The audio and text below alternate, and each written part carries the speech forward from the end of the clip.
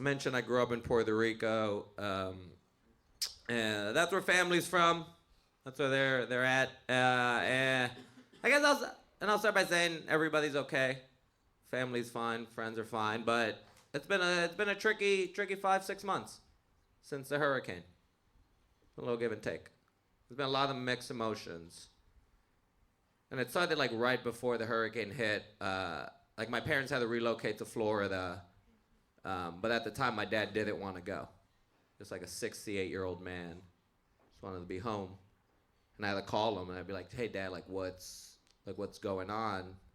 We gotta go. It's a category 5. That's all the categories." They didn't make any more because nobody stuck through 5. What the fuck, dude? Let's go. God bless him, he's so sweet. My dad was like, "Well, I can't just pick up and go. I got stuff. I got stuff in the house." And I was like, "Cool, we'll lock the house." That's why we bought the locks. And also, all your furniture's in plastic. Nobody wants this shit. What are you fucking doing? He has that old man furniture, where you sit and you immediately butt sweat starts coming down. And my dad, he says it, his second excuse was my favorite. He goes, "Well, they're trying to leave in 2 days, and I have some unfinished business." My dad's 68 and retired, and he had some loose ends he had to tie up. And I go, "Dude, what are your loose ends? You go from the fucking couch to the hammock to the couch every day. That's all you do." And I said to him, my dad goes, well, I owe a little money to the lotto guy. If you don't know what the lotto guy is, in Puerto Rico, there's a dude who drives around your town and illegally takes lotto numbers. He's a numbers dude. And that's what he does. And I was worried. I was like, "Dad, how much money do you owe the lotto guy?" And he goes, $14. I was like, "Get the fuck out of here." $14, dude? That's 2 Happy Meals. $14 fucking dollars? I was like, "You've been playing the lotto for 30 years and never won. He owes you a buyback. You're good for $14 fucking dollars." And my dad goes, well, what if he starts talking about me? And I was like, "You mean spreading rumors?" My dad was worried that the illegal lotto man, whose past was sketchy enough that he couldn't get a regular lotto job, was gonna soil his reputation. I was like, "Dude, how fucking delicate's your reputation in town that this guy can mess it up for you? What the fuck? 14, do you get how crazy $14 is? I owe my university 20 grand and I left and never came back. $14? Fuck." I was raised in a family where I could have that conversation. My parents treated me as an equal growing up, and I'm so thankful we talked it out. I was never raised in a hitting family. That was never the only time I ever got hit was when I talked back to my grandma and I told her ginger ale wasn't real medicine. I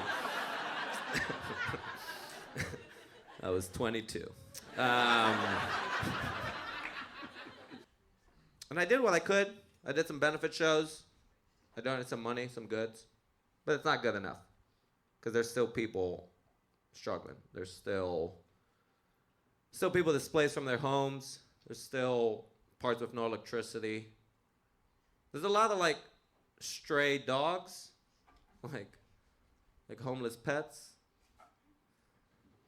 I feel like if white America knew how many stray dogs were in Puerto Rico, that shit would have been fixed 3 weeks after, dude. That would have been the new Vegas. That shit would have been up and running. There would have been press conferences being like, "These are American dogs. We need to save these no, the people, whatever, but the American dogs." I feel if you don't get why that's funny, you're part of the problem. Because we're American. Okay, whatever. We don't. Okay. Is it too sad? Is that what it is? It is? All right, well, I'll tell you a fucking dick joke then. Is that what you want? Sorry, is that crazy? That's what comedy is about. Being open, hoping the audience gets it, appreciates it, reciprocates with laughter. That being said, when I was 13, growing up in Puerto Rico, I almost drowned. It's a real thing. And that's the second scariest thing that's ever happened to me, because 2 weeks ago, a stranger got in a revolving door with me. The fuck? I'm sorry, you guys know what I'm talking about, right? The fucking circular ones. And it was a quarter, like the 4 one. And I walked in real confident, like I'd used it before. And midway through, it jammed up. It locked.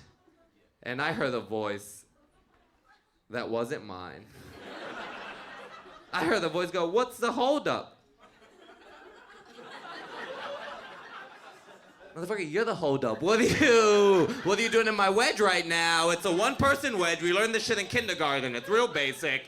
And I lost it. I was just like, I can't have anything to myself anymore.